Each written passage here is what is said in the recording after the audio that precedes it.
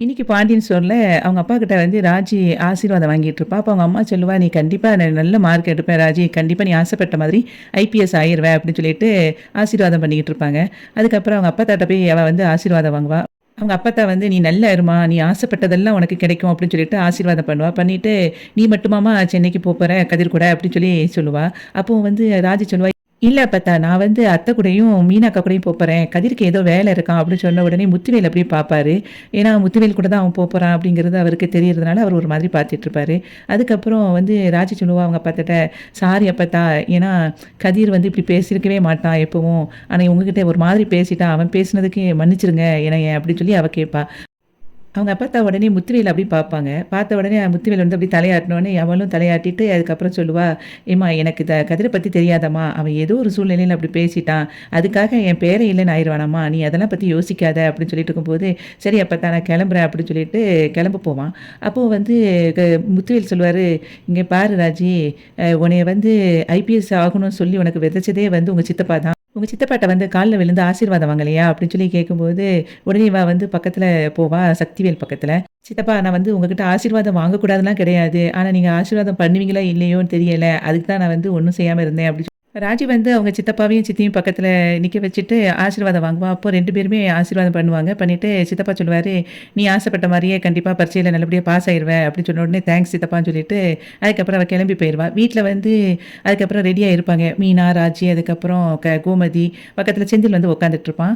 அப்போ எத்தன மணிக்கு பஸ்ஸுன்னு சொல்லிட்டு கேட்டுட்டு இருப்பா கோமதி. உடனே அவ வந்து சொல்லுவா, நைட்டு வந்து 10 மணி, காலையில வந்து 6 மணிக்கு போய் சேர்ந்துரலாம்" அப்படின்னோனே, "ஃபர்ஸ்ட் டைம் போறேன்னோனே சென்னைக்கு படபடப்பா இருக்கு" அப்படின்னு சொல்லிட்டு இருப்பா கோமதி.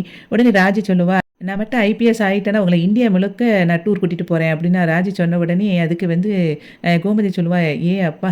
பாத்தியா என் மருமகள என்ன வந்து இந்தியா முழுக்க கூட்டிட்டு போறேன்னு சொல்லிட்டு இருக்கா" அப்படின்னு செந்தில்ட்ட சொல்லிட்டு இருப்பா.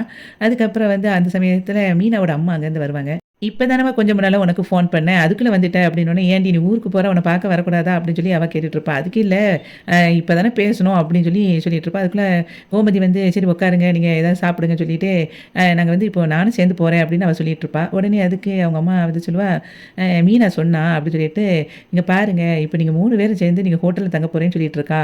3 வந்து லேடீஸா வந்து தங்குனா அது நல்லது கிடையாதே.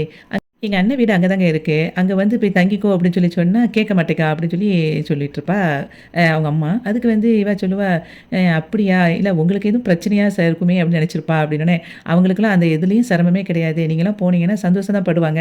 ராஜி வந்து எக்ஸாம் எழுத போயிருவா. அதுக்கப்புறம் மீனாவும் வந்து ஆஃபீஸ் போயிருவா. அப்ப நீங்க மட்டும் தனியா வந்து லாட்ஜ்ல இருப்பீங்களா? அது நல்லா இருக்குமா?" அப்படின்னு சொன்ன உடனே, அவ உடனே யோசிக்க ஆரம்பிச்சுருவா கோமதி. "ஆமா, நீங்க சொல்றது கரெக்ட் தான். அந்த சமயத்துல யாராவது இருந்தா நல்லாருக்கும்" அப்படின்னு, "எங்க அண்ணன் வீட்ல எல்லாரும் இருப்பாங்க. உங்களுக்கு பேச்சு துணைக்கு நல்லா இருக்கும்" அப்படின்னு சொன்னோனே, "அப்படியா? பேச்சு துணைக்கு ஆள் இருந்தா நல்லது தானே" அப்படின்னு சொல்லிட்டு, "சரி நாங்க அங்கேயே போய்க்கிறோம்" அப்படின்னு சொன்னோனே, "அத்த வேண்டாம் அத்த" அப்படிம்பா. "சும்மா இருடி, சொன்னா கேட்டுக்கோ. உங்க மாமா வீட்டுக்கே போயிருவோம். அதுதான் நமக்கு சேஃப்டி" அப்படின்னு சொல்லிட்டு, "இருங்க நான் போய் அதிரசம் எடுத்துட்டு வரேன்னு" சொல்லிட்டு கிச்சனுக்குள்ள போயிருவா. அப்போ பாண்டியன் வந்து அங்க உட்காந்துருப்பான். அந்த சமயத்துல அத எடுத்துட்டு போம்போது, இவ வந்து மீனா கிச்சனுக்குள்ள வந்துட்டு சொல்லுவா, "அத்த, அது வந்து சரியான மிலிட்ரி வீடு அத்த. அது நமக்கு செட்டே ஆகாது. நம்ம போக வேண்டாம்" அப்படிங்கும்போது, "இங்க பாரு 4 பேர் இருந்தா தான் சந்தோஷமா இருக்கும். நீ சும்மா இரு" அப்படின்னு சொல்லிட்டு அவ கிளம்பி போயிருவா. அப்போ வந்து செந்தில் வந்து சிரிக்க ஆரம்பிச்சுருவான். "என்னமோ வந்து சென்னையில போய் ஜாலியா இருக்க போறேன்னு சொல்லி சொன்ன. நீ எப்படி ஜாலியா இருக்கேன்னு பார்ப்போம்" அப்படின்னு சொல்லிட்டு சிரிச்சுட்டு அவனும் போயிருவான். இவ சோகமா இருப்பா மீனா. ராஜி வந்து எல்லாத்தையும் பேக் பண்ணத எடுத்துக்கிட்டு இருப்பா. அப்போ வந்து கதிர் கேட்பான், "எல்லாத்தையும் எடுத்து வச்சுட்டியா?" அப்படின்னு சொல்லி கேட்பான். அதுக்கப்புறம் எடுத்து வச்சுட்டேன்னு அவ சொல்லும்போது, இவன் சொல்லுவான், "நீ நேரா வந்து கோச்சிங் சென்டருக்கு போயிரு. அவங்க வந்து உன்னைய கரெக்ட்டா கைட் பண்ணி சென்டருக்கு வந்து கூட்டிட்டு போயிருவாங்க" அப்படின்னு சொல்லி அவன் சொல்லுவான். அப்போ "நான் அத பார்த்துக்கிறேன்" அப்படின்னு அவ சொல்லும்போது, அவ கைய பிடிச்சுட்டு அவன் சொல்லுவான், "கதிரு, இங்க பாரு ராஜி, உன்னைய எனக்கு ரொம்ப பிடிக்கும். நான் வந்து உன்னோட எக்ஸாம் எழுதுறதுக்கு உன் பக்கத்திலேயே இருந்து உன்ன கூட்டிட்டு போயிட்டு வரணும்னு தான் ஆசைப்பட்டேன். ஆனா ஏதோ ஒரு சூழ்நிலையில என்னால வர முடியாத அளவுக்கு ஆயிட்டு. இனி நீ தப்பா நினைக்காத. நான் எங்க இருந்தாலும் உன்னைய தான் நினைச்சுக்கிட்டே இருப்பேன். நான் இப்பவும் வந்து உன்னோட கனவு என்னோட கனவா நான் வந்து சுமந்துகிட்டு இருக்கேன். நீ வந்து ஐபிஎஸ் எக்ஸாம் பாஸ் ஆகி நீ மெடல் வாங்குற மாதிரி, அது முன்வரிசையிலேருந்து கை தட்டுற மாதிரி அப்படின்னு நான் பல கற்பனை பண்ணிட்டு இருக்கேன் ராஜி. என்னைய வந்து நீ தப்பாவே நினைக்காத" அப்படின்னு சொல்லிட்டு அவகிட்ட கெஞ்சிக்கிட்டு இருப்பான் கதிரு. அதுக்கப்புறம் சொல்லுவான், "நீ வந்து எக்ஸாம் எழுதும்போது நான் உன் கூட தான் அங்க இருக்கேன். உனக்காக வாசல்ல வெயிட் பண்ணிட்டு இருக்கேன். அப்படின்னு நினைச்சுக்கிட்டே நீ எக்ஸாம் எழுது. என் மேல உள்ள கோவத்துல நீ வந்து எக்ஸாம்ல காட்டிறாத ராஜி" அப்படின்னு சொல்லும்போது, ராஜி வந்து சொல்லுவா, "நீ சொன்னாலும் சொல்லாட்டாலும் நீ வந்து என் பக்கத்திலேயே இருக்கிற மாதிரி தான் நான் நினைச்சுக்குவேன். அதுதான் எனக்கு வந்து பலமே" அப்படின்னு சொல்லி சொல்லும்போது, "சரி நீ சந்தோஷமா எழுது" அப்படின்னு சொல்லிட்டு அவள வந்து ஹக் பண்ணுவான். ராஜி ஐபிஎஸ் அப்படின்னு சொல்லும்போது, இங்க எல்லாருமே அவ்வளோ ஹேப்பியா இருப்போம். பாரேன் அப்படின்னு சொல்லிட்டு இருப்பான் அவன் கதிரு. அதுக்கப்புறம் சரி நல்லா சிரி அப்படின்னு சொல்லிட்டு அவள சிரிக்க சொல்லுவான். உடனே அவளும் சிரிப்பா. அதுக்கப்புறம் சரி வா போவோம் அப்படின்னு சொல்லிட்டு அங்க போவாங்க.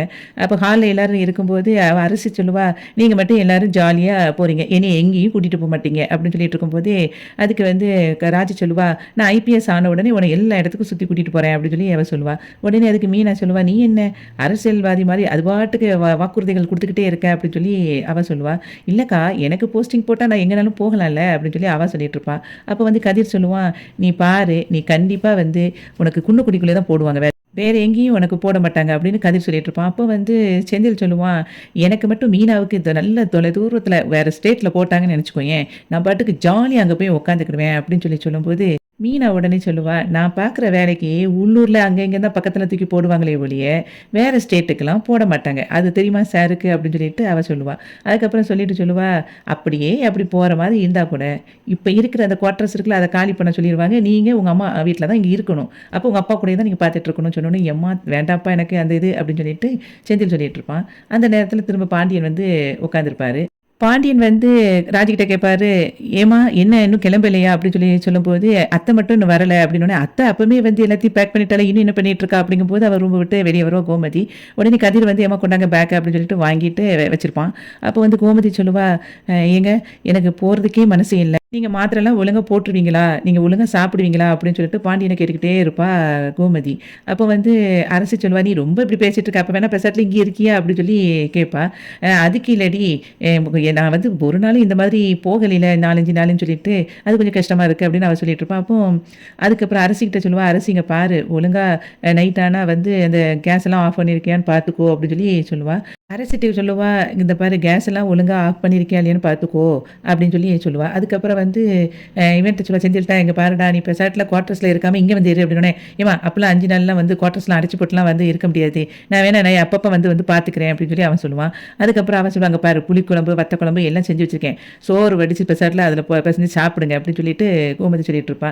அதுக்கப்புறமும் வந்து க பாண்டியன்ட்ட சொல்லுவா, "இங்க பாருங்க, நீங்க ஒழுங்கா சாப்பிட்டுருவீங்களான்னு" சொல்லிட்டு அவனே அக்கறை எடுத்து கேட்கும்போது, இவன் சொல்லுவான், "இங்க பாரு கோமதி, நான் எல்லாம் கரெக்ட்டா பார்த்துக்கிடுவேன். நீ எதுக்கு இப்படி யோசிச்சுட்டு இருக்க?" அப்படின்னு சொல்லிட்டு திரும்ப 2 பேரும் பேசின உடனே எல்லாரும் சொல்லுவாங்க, "இப்படியே நீங்க 2 பேரும் மாறி மாறி கொஸ்டின் விசாரிச்சுக்கிட்டு இருந்தா பஸ் போயிரும். வாங்க போகலாம்" அப்படின்னு சொல்லிட்டு கிளம்பி போயிருவாங்க எல்லாரும்.